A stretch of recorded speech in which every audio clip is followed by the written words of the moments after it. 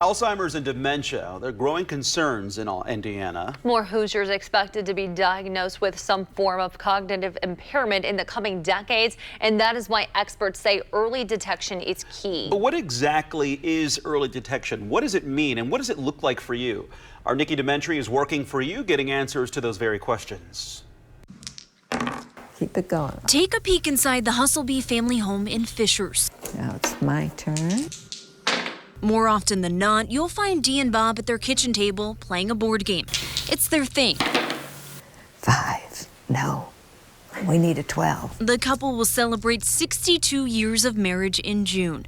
Their own game of life includes 2 kids, 5 grandkids, several moves, and for the last decade, a dementia diagnosis. I started to notice a few little changes with Bob.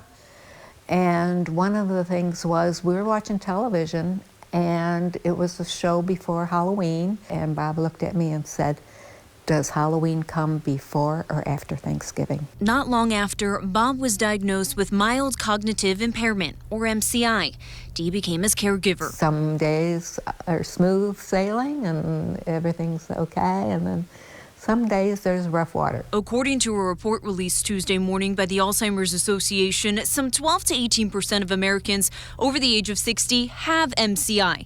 But the association says 82% of Americans, quote, know very little or are not familiar with MCI. Cognitive impairment can actually identify what is or can be a precursor to Alzheimer's disease or other forms of dementia. Natalie Sutton with the association's Greater Indiana chapter says early diagnosis can help reduce healthcare costs, among other benefits. So if we can actually diagnose mild cognitive impairment through the recognition of those signs and symptoms and confirm that the mild cognitive impairment is due to Alzheimer's disease with biomarker data, then someone could actually benefit from those new treatments that are being made available. Bob's MCI diagnosis gave him years, Dee says, he may not have had without it. It also provided them the opportunity to enroll in a medical trial. It's not the end right there. You can still enjoy life well. Today, Bob is living with late-stage Alzheimer's.